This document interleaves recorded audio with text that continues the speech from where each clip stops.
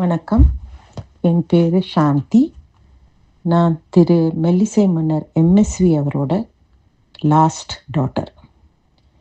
இன்னைக்கு முக்தா 60 எஸ்பிபி அண்ணாவோட 80th birthday செலிப்ரேஷனுக்கு இந்த நிகழ்ச்சியை நடத்துகிறாங்க.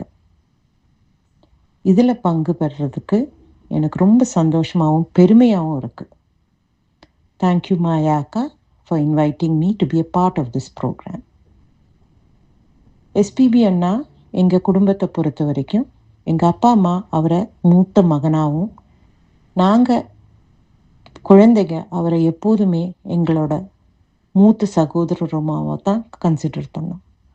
He was very close to us. எங்கள் வீட்டில் நல்லது நடந்தாலும் சங்கடங்கள் நடந்தாலும் எல்லாத்துலேயும் வந்து பங்கேற்று எங்கள் கூட நின்றவர் அவர்.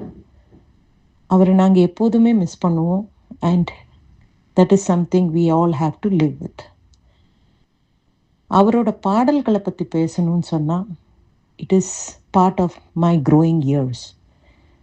ஏன்னா அவரோட பாடல்களை நான் ஒரு 5-6 வயசுலேருந்து ரசித்து ஒரு ரசிகையாக கேட்டு வளர்ந்தது. என்னோட first memory of his song would be definitely ஆயிரம் நிலவேவா ஆஃப் கேவிஎம் மாமா. அதை சின்ன வயசுலேருந்து கேட்டதுனால அந்த பாடல் எப்போதுமே மனசில் ரொம்ப ஆழமாக பதிஞ்ச ஒரு பாடல்னு சொல்லலாம்.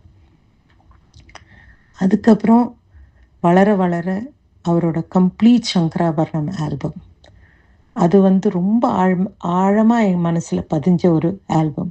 அதில் எந்த பாட்டையும் எடுத்து அடுத்த பாட்டை விட்டு சொல்ல முடியாது, அத்தனை பியூட்டிஃபுல் சாங்ஸ்.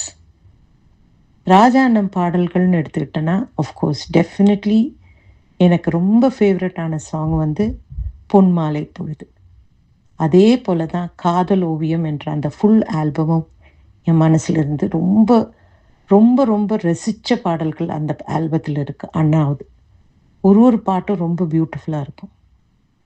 ரெஹ்மான் சார் பாட்டுன்னா எனக்கு ரொம்ப பிடிச்சது என் காதலே காதலே, என் அஞ்சலி எனக்கு ரொம்ப ரொம்ப பிடிச்ச பாட்டு.